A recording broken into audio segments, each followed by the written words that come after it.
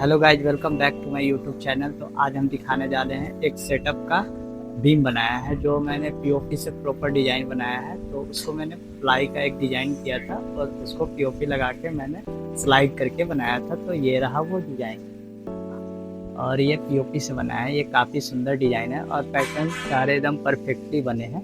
तो मैं इसको दिखाने जा रहा हूँ आपको वीडियो में कि मैंने इसको कैसे बनाया है। तो आगे इस वीडियो में बने रहें।